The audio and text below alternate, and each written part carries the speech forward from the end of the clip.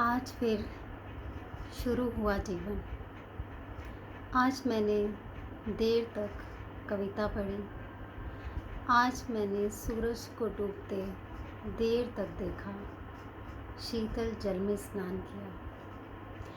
ये कविता है कवि रघुवीर सहाय की, जिसमें वे बात करते हैं ऐसे समय की जहाँ पर ज़िंदगी बहुत यांत्रिक हो गई है और इस यांत्रिक जीवन में व्यक्ति अपने साथ और इस प्रकृति के साथ समय बिताने के अवसर लगभग हो चुका है।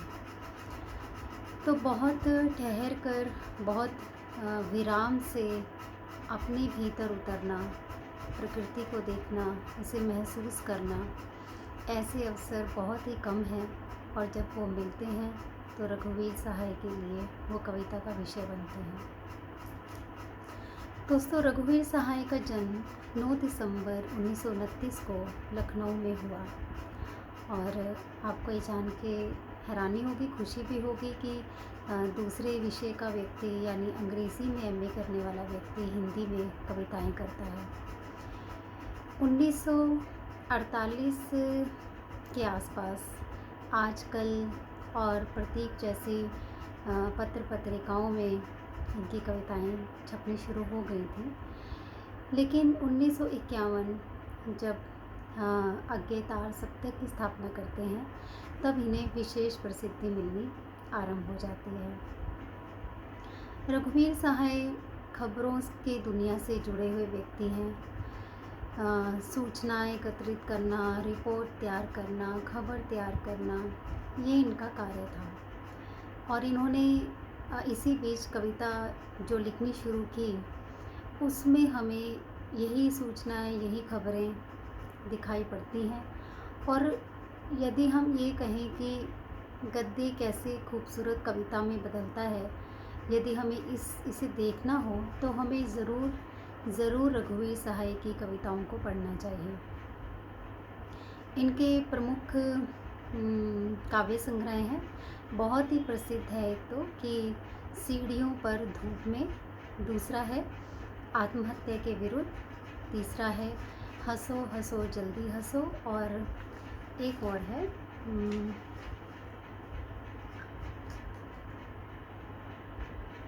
मैं आपको देख के बताती हूँ। एक है इनका लोग भूल गए हैं, और जिसे बताना मैं भी भूल गई। लोग भूल गए हैं और कुछ पते कुछ चिट्ठियाँ। तो ये इनकी बहुत ही प्रसिद्ध काव्य संग्रह हैं। इसके साथ ही इनके कुछ प्रसिद्ध कहानी संग्रह हैं जिनमें प्रमुख हैं रास्ता इधर से है और दूसरा है जो आदमी हम बना रहे हैं। इन्होंने कुछ प्रसिद्ध निबंध भी लिखे हैं जिनमें प्रमुख हैं लिखने का कारण, उबे हुए सुखी, और वे और नहीं होंगे जो मारे जाएंगे। तो और पाठ्यक्रम में जो कविताएं संकलित हैं उसमें है स्वाधीन व्यक्ति और अधिनायक, रामदास, और चौथी कविता है आपकी हंसी। हम बात करते हैं सबसे पहले स्वाधीन व्यक्ति पर। स्वाधीन व्यक्ति वास्तव में एक व्यंग्यात्मक कविता है जिसमें कवि इस बात की चिंता करता है कि किसी स्वतंत्र देश का नागरिक कितना स्वतंत्र है, इस पर प्रश्न चिन्ह लगाता है। आज़ादी के इतने वर्षों के बाद भी जब देश आज़ाद नहीं हुआ था तो ऐसा सोचा जाता था कि जब देश आज़ाद होगा तो मध्यम वर्ग के लिए, या जो मध्यम वर्ग से नीचे जीवन बिता रहे हैं, उन लोगों के लिए ज़रूर कुछ ना कुछ योजनाएं बनाई जाएंगी, लेकिन ऐसा हुआ नहीं। तो स्वाधीन व्यक्ति, स्वाधीन देश, स्वतंत्र देश के स्वतंत्र नागरिकों पर प्रश्न चिन्ह लगाने वाली कविता है। इसमें कवि की आप पंक्तियाँ देखिए कि आज हम बात कम काम ज़्यादा करना चाहते हैं, इसी क्षण मारना या मरना चाहते हैं, और एक बहुत बड़ी आकांक्षा से डरना चाहते हैं, जिलाधीशों से नहीं। आज़ादी के बाद क्योंकि रोज़गार के अवसर इतने उपलब्ध नहीं हो पाए, इतने पर्याप्त नहीं थे कि सभी को रोज़गार मिल पाए। इसलिए इतनी मारामारी हो गई काम करने की कि इस मारामारी के तहत ऐसे लगता है कभी को कि जो नागरिक हैं या तो वो काम करने के पीछे या तो वो खुद मर जाएंगे या फिर सामने वाले को मार मार देंगे। और अब एक दूसरे के प्रति स्नेह, एक दूसरे के प्रति प्रेम, यह भी शेष नहीं रह गया, क्योंकि काम करने के पीछे भागने वाली जनता बहुत ज़्यादा हो गई है, सिर्फ इसलिए क्योंकि रोज़गार की कमी है। तो प्रेम स्नेह जैसी चीज़ें जब ख़त्म हो गई हैं तो कोई किसी के साथ बात भी करना नहीं चाहता है। और अगली पंक्तियों में कवि कहता है, अपने लिखने की व्यवस्था, अपने लिखने से, कविता लिखने से पहले की स्थिति को बताता है कि जब भी मैं कोई कविता लिखने बैठता हूँ तो मैं दो तरह की मनस्थिति से गुज़र रहा होता हूँ। या तो मैं बहुत निराश होता हूँ या मैं बहुत हंसता हूँ।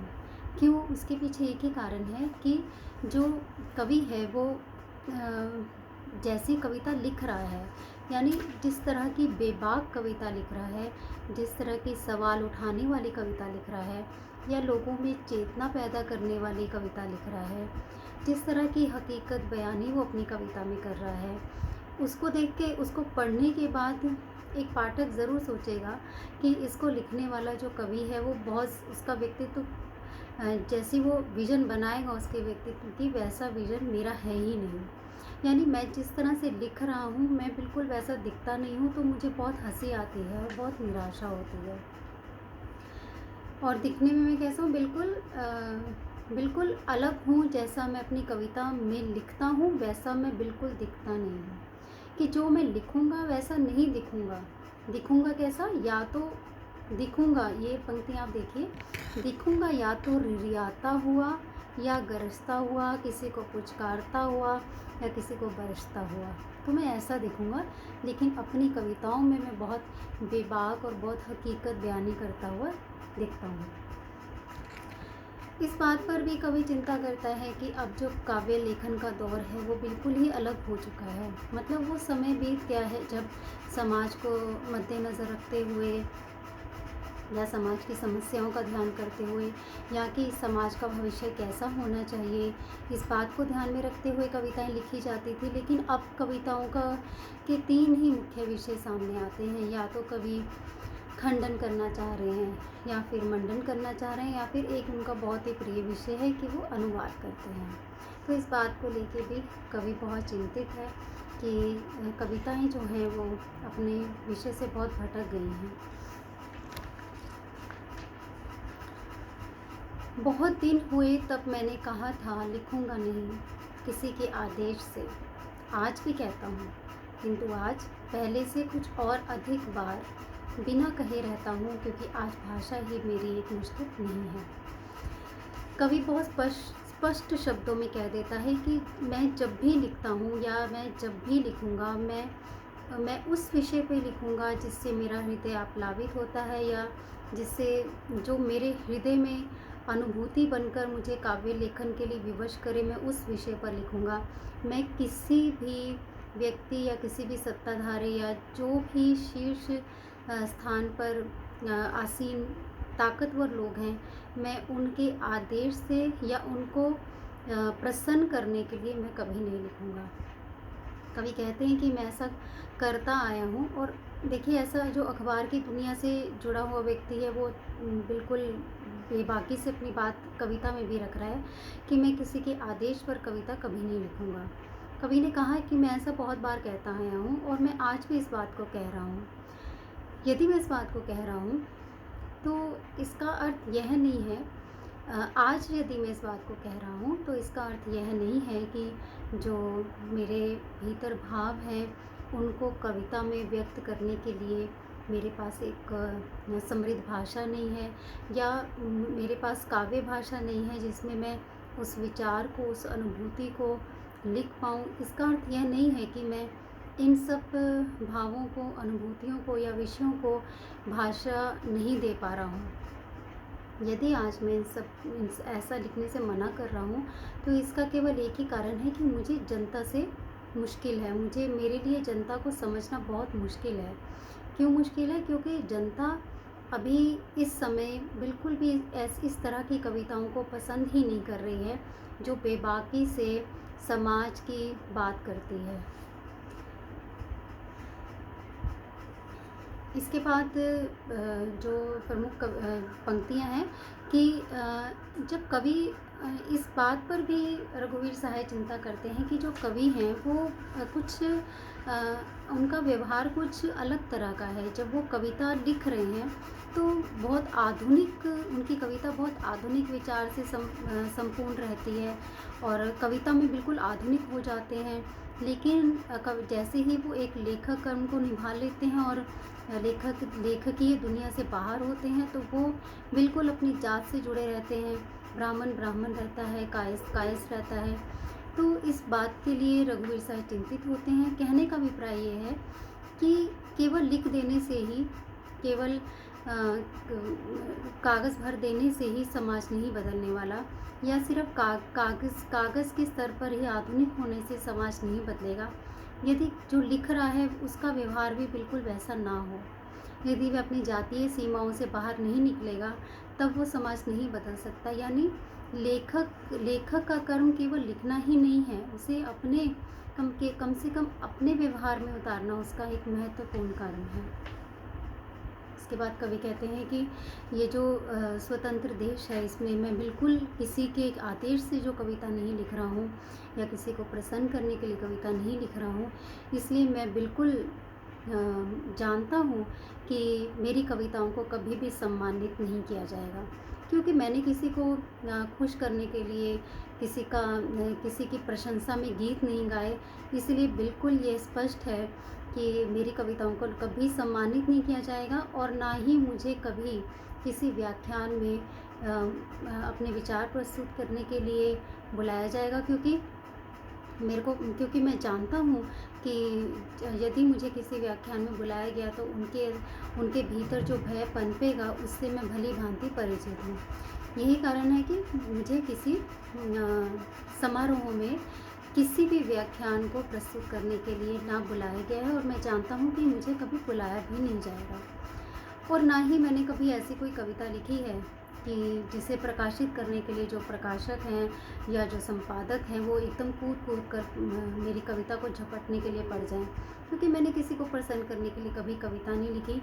मैंने जो कविता लिखी है वो समाज की तस्वीर को प्रस्तुत करने के लिए, या किस तरह से स्वाधीन देश में एक स्वाधीन व्यक्ति की एक स्वाधीन नागरिक की स्थिति है, मैंने उसे स्पष्ट करने के लिए कविता लिखी है, जो कि किसी को भी, ना सत्ताधारियों को पसंद है, ना ताकतवर लोगों को पसंद है और ना ही प्रकाशक और संपादकों को पसंद है।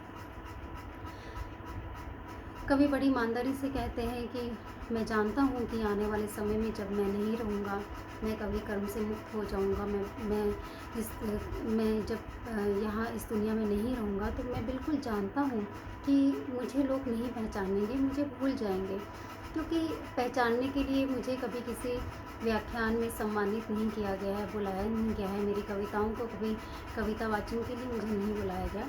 तो मैं बिल्कुल जानता हूँ कि आने वाले समय में बिल्कुल मुझे भुला दिया जाएगा। लेकिन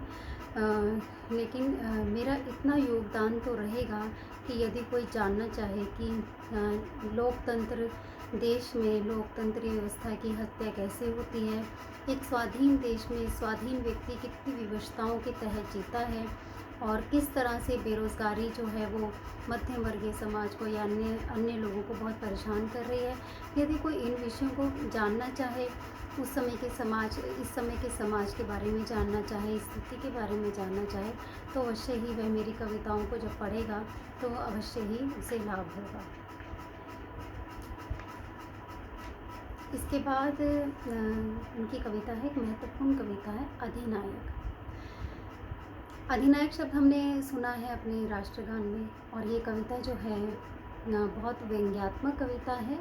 और राष्ट्रगान में जो पहली पंक्ति में जो शब्द आते हैं, जन गण मन अधिनायक, इन शब्दों का बहुत ही व्यंग्यात्मक अर्थ खोलने का प्रयास इस कविता में कवि रघुवीर सहाय करते हैं और इस बात पर भी चिंता करते हैं। उनकी लगभग हर कविता इस बात की चिंता है कि लोकतंत्रीय व्यवस्था में लोकतंत्र कैसे व्यवहारिक रूप में अपनाया जा रहा है, या फिर एक जो स्वतंत्र राष्ट्र है उसमें लोगों की स्थिति क्या है।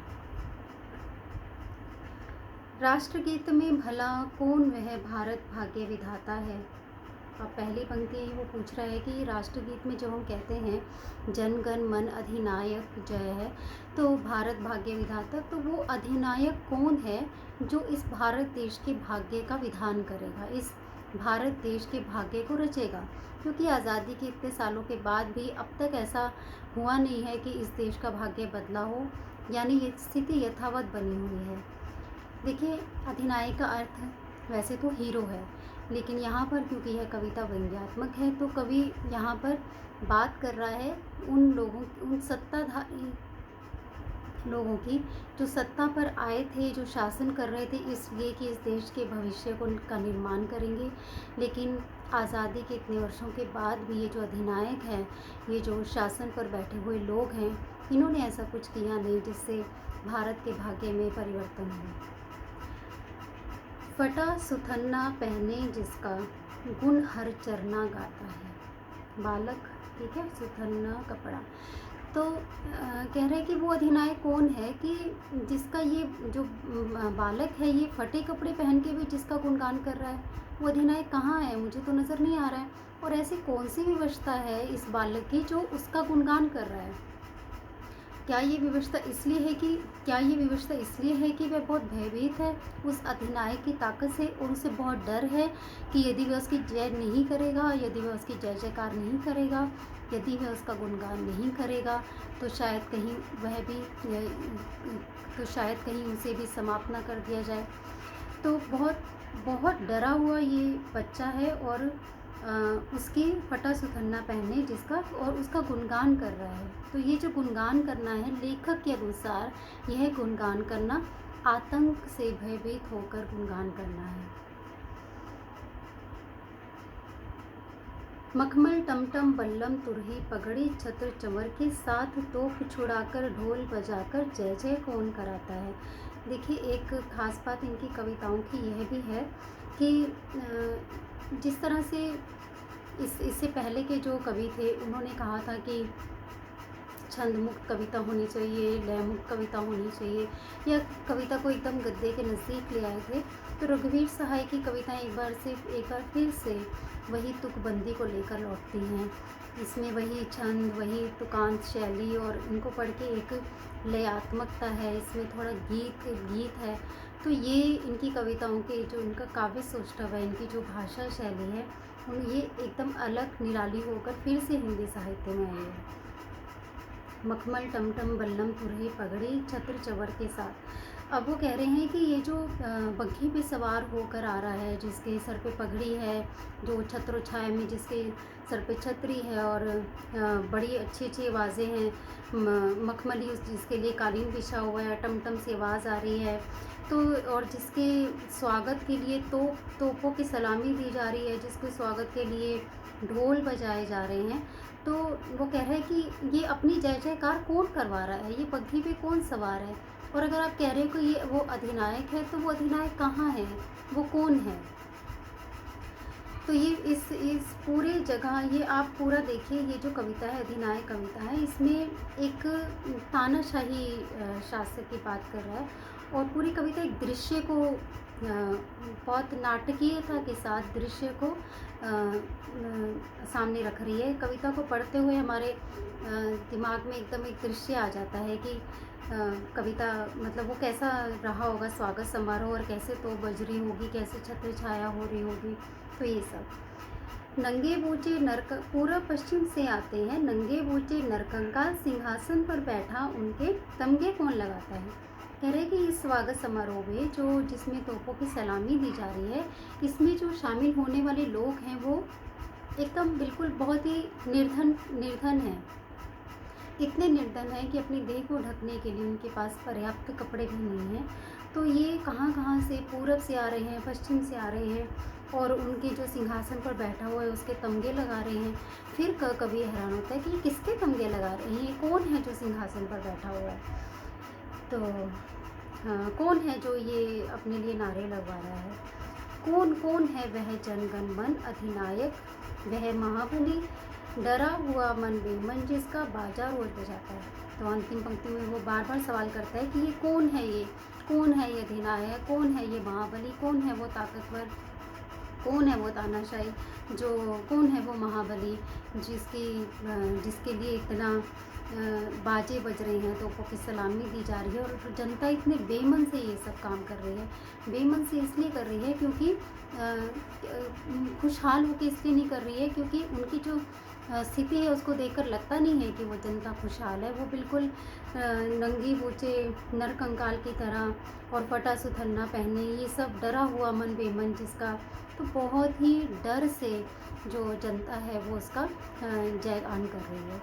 तो पूरी कविता एकदम व्यंग्यात्मक कविता है और सत्ता पर जो लोग हैं, जो लोग शासन कर रहे हैं देश पर, किस तरह से वो अपनी जिम्मेदारियों को इनसे विमुख हैं, उन सब की बात इस कविता में कवि करते हैं।